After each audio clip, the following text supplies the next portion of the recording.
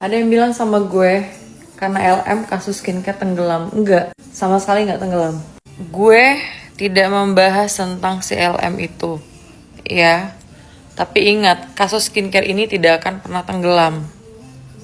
Akan masih ditindaklanjutin, menolak lupa untuk orang yang mengatakan skincare saya adalah overclaim. Menolak lupa, ingat, ya. Harus ditindaklanjutin tuh, semua owner-owner skincare, mafia-mafia skincare harus ditangkepin semuanya ya, yang berperilaku tidak baik. Direktorat Kriminal Umum Polda Metro Jaya menyatakan kasus laporan induktif jalan. Sumpah, udah gak sabar lihat gerombolan sirkus masuk. Udah janji gue bakal tumpangan ya sama kalian.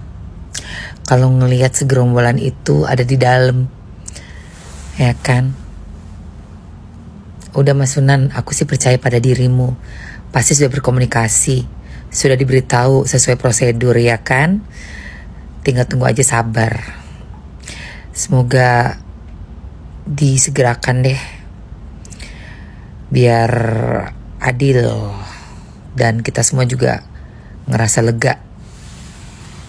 Udah gak sabar tuh nunggu tuh hari mau tumpengan di live TikTok.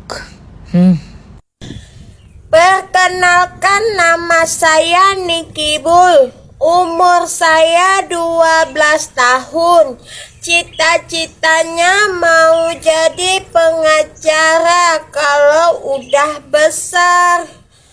Tapi janji ya, kalian jangan marah ya kalau udah besar Niki Bull jadi keluar masuk penjara. Jangan marah ya, janji ya. Aku sedih loh kalau kalian marah. Tadinya langit cerah, matahari bersinar, angin berhembus dengan pelan, dan semuanya pun terasa damai guys.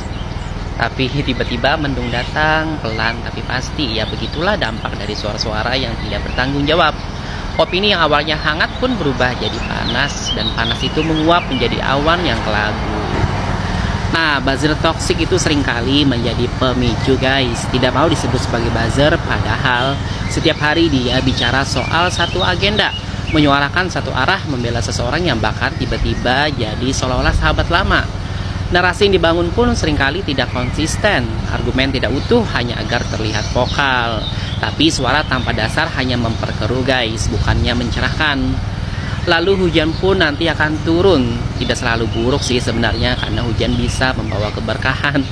Tapi kalau berlebihan ya bisa banjir guys, membanjiri ruang diskusi yang sehat dengan kebisingan, hoax, dan propaganda. Maka seperti menghadapi hujan guys, kita pun harus pandai menyikapi suara-suara yang mana perlu ditampung dan mana yang sebaliknya dibiarkan saja mengalir. Ini udah hujan guys, sudah dulu ya. Nah itu udah. OOTD-nya harus keren, karena yang lu lawan ini orang keren. Dari atas sampai bawah gue pasti akan keren di persidangan. Gak mau gue, apalagi disorot sama media dan TV. Gue pasti keren, gak ada lawan gue kalau di pengadilan udah.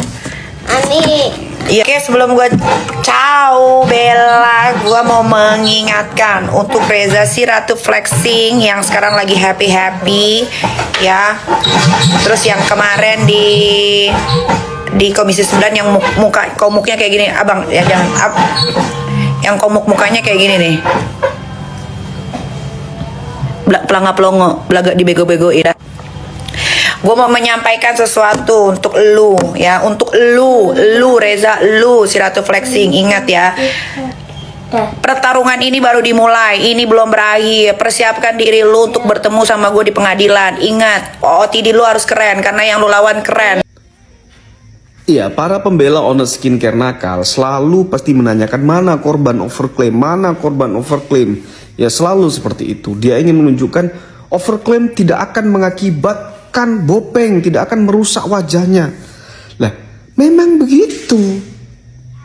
Nggak perlu ditanyakan lagi. Jadi korban overclaim itu bukan merusak wajah, tapi korban overclaim adalah di mana konsumen membeli produk itu tidak sesuai dengan apa yang dijanjikan. Kayak contohnya ini WT, nih ya jelas.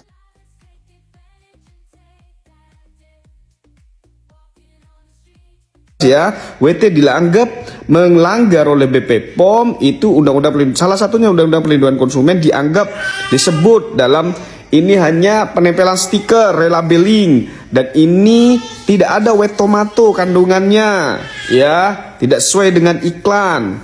Maka ini melanggar undang-undang perlindungan konsumen, salah satunya pasal 8 undang-undang perlindungan konsumen huruf D dan huruf F, ya. Ini dibaca sendiri nanti ya. Jadi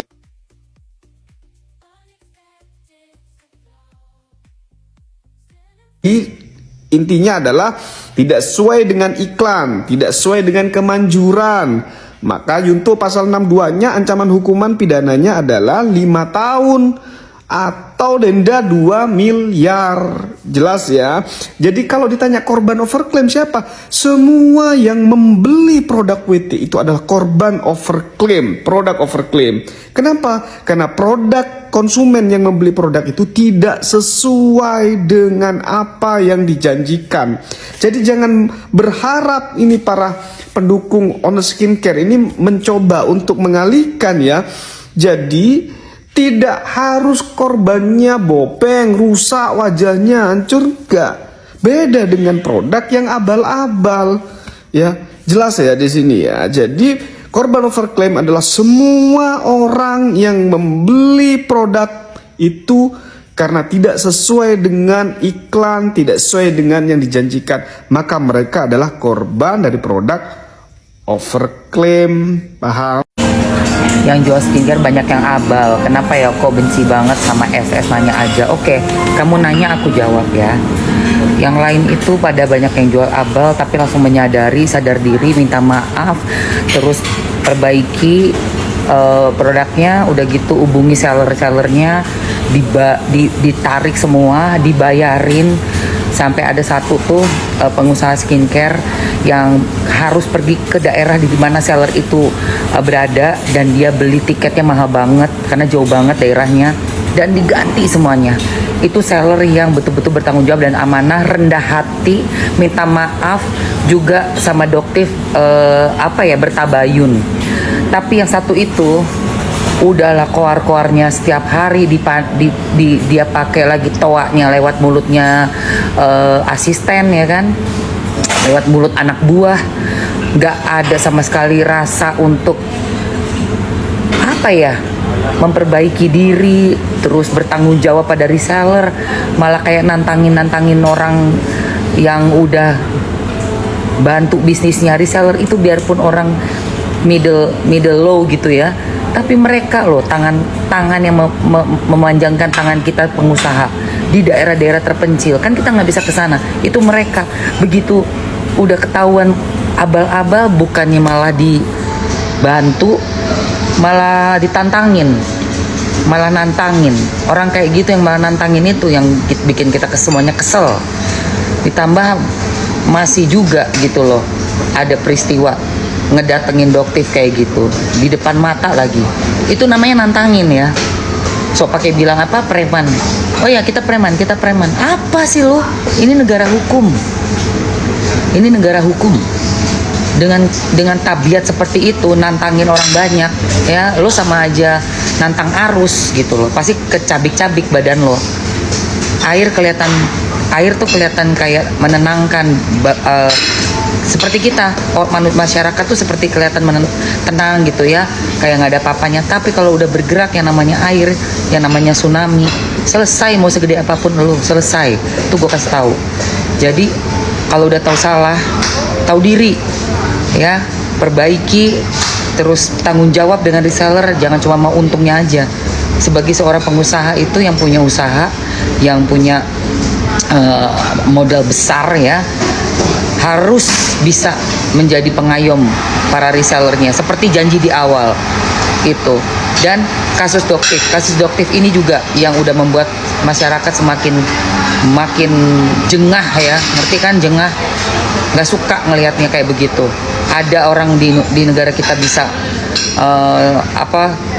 melakukan perbuatan yang ditampilkan di live lagi ya, terus nggak ada perasaan menyesal, nggak ada perasaan bersalah sama sekali. Padahal itu jelas-jelas itu udah kayak hukum rimba jatuhnya, main hakim sendiri. Nggak ada yang bisa kayak begitu di negara. Selama kita masih sama-sama bisa mengawal, hal seperti itu tidak akan pernah terjadi lagi.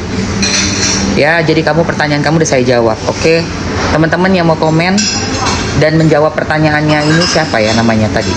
Ya itulah pokoknya, silakan komen biar makin paham, kita kasih paham.